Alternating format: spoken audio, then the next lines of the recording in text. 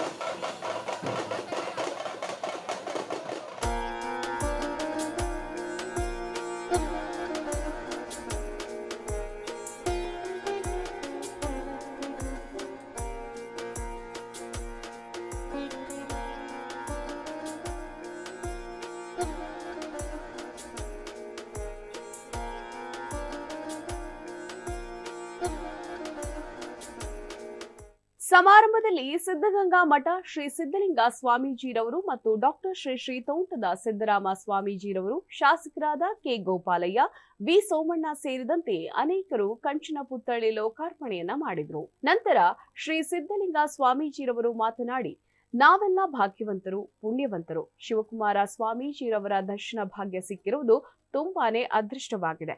ಶಿವಕುಮಾರ ಸ್ವಾಮೀಜಿರವರ ಬದುಕು ಸೇವೆ ಎಂದರೆ ಕಾಯಕ ದಾಸೋಹವಾಗಿತ್ತು.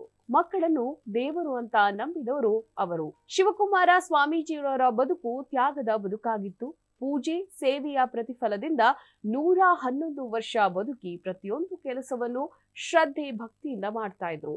ಜಾತಿ ಮತ ಭೇದ ಭಾವ ನೋಡದೆ ಎಲ್ಲಾ ಜಾತಿಯ ಮಕ್ಕಳಿಗೆ ಆಶ್ರಯ ನೀಡಿ ಸಂಸ್ಕೃತ ಭಾಷೆಯನ್ನ ಎಲ್ಲರಿಗೂ ಕಲಿಸಿದರು ಅಂತ ತಮ್ಮ ಮೆಚ್ಚುಗೆಯನ್ನ ವ್ಯಕ್ತಪಡಿಸಿದರು. ಕಾಯಕ ದಾಸೋಹ ಸಮಾನತೆ ಅಂತ ತತ್ವಗಳನ್ನ ಇಡೀ ವಿಶ್ವಕ್ಕೆ ನೀಡಿದ್ರು ಅನ್ನುವಂಥ ಒಂದು ಮಾತನ್ನ ಇತಿಹಾಸದಲ್ಲಿ ನಾವೆಲ್ಲ ನೋಡ್ತೇವೆ, ಇತಿಹಾಸದಲ್ಲಿ ಓದ್ತೇವೆ.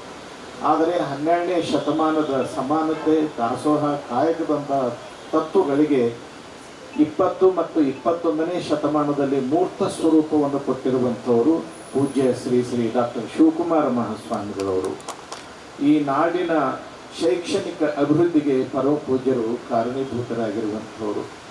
ನಮಗೆಲ್ಲ ಗೊತ್ತು, ಬಡವರೇ ಇರಲಿ ಶ್ರೀಮಂತರೇ ಇರಲಿ, ಮಕ್ಕಳು ತಂದೆ ತಾಯಿಗಳನ್ನು ಬಹಳಷ್ಟು ಪ್ರೀತಿಸ್ತಾರೆ. ಇದು ನಾವೆಲ್ಲರೂ ಅನುಭವಿಸಿದಂಥ ಕಂಡಂಥ ಮಾತು. ಮಕ್ಕಳು ಬಡವರೇ ಇರಲಿ ಶ್ರೀಮಂತರೇ ಇರಲಿ, ಅವರು ತಮ್ಮ ತಂದೆ ತಾಯಿಗಳನ್ನು ಅತಿಯಾಗಿ ಪ್ರೀತಿಸ್ತಾರೆ. ಪೂಜ್ಯ ಶಿವಕುಮಾರ ಮಹಾಸ್ವಾಮಿಗಳವರು ನಿತ್ಯ 10,000ಕ್ಕಿಂತಲೂ ಹೆಚ್ಚು ಮಕ್ಕಳನ್ನು ತಮ್ಮ ಮಠದಲ್ಲಿ ಇಟ್ಟುಕೊಂಡು ಅವರಿಗೆ ಅನ್ನ ಆಶ್ರಯ ನೀಡುವಂಥ ಒಂದು ಕಾರ್ಯವನ್ನು ಮಾಡ್ತಾ ಇದ್ರು. ಆ ಕಾರ್ಯವನ್ನು ಪೂಜ್ಯರಾಗಿರುವಂತಹ ಸಿದ್ಧಲಿಂಗ ಮಹಾಸ್ವಾಮಿಗಳು ಕೂಡ ಮುನ್ನಡೆಸಿರುವಂತಹದ್ದು ಅದು ಒಂದು ರೀತಿಯಲ್ಲಿ ಶುಭೋದಯದ ಸಂದರ್ಭ ಅಂತ ಹೇಳಿ ನಾನು ಭಾವಿಸಿಕೊಂಡಿದ್ದೇನೆ. ಡಾಕ್ಟರ್ ತೋಂಟದ ಸಿದ್ದರಾಮ ಸ್ವಾಮೀಜಿರವರು ಮಾತನಾಡಿ, ಬಸವಣ್ಣನೇ ನಮ್ಮ ತಂದೆ ತಾಯಿ ದೇವರು. ಶಿವಕುಮಾರ ಸ್ವಾಮೀಜಿ ಪುತ್ಥಳಿ ಸ್ಥಾಪನೆ ಹಿಂದಿನ ಉದ್ದೇಶ ಅವರ ಬದುಕಿನ ಅರ್ಥ, ಅವರ ಆದರ್ಶಗಳನ್ನ ನಾವು ಅಳವಡಿಸಿಕೊಳ್ಳಬೇಕು ಅಂತ ತಿಳಿಸಿದ್ರು. ಸಮಾರಂಭದಲ್ಲಿ doctor Shivakumara Swami charitable trust ಪದಾಧಿಕಾರಿಗಳಾದ Nataraj Bommasandra, ಮೀಸೆ ಮಹೇಶ್, ಗಿರೀಶ್ ಕುಮಾರ್, ಮೇಲುಕೋಟೆ ಬೆಟ್ಟಸ್ವಾಮಿ ಗೌಡ, ದೇವರಾಜು, ಶ್ರೀನಿವಾಸ್ ರವರು ಸೇರಿದಂತೆ ಹಲವಾರು ಜನರು ಪಾಲ್ಗೊಂಡು ಕಾರ್ಯಕ್ರಮವನ್ನ ಯಶಸ್ವಿಗೊಳಿಸಿದ್ರು.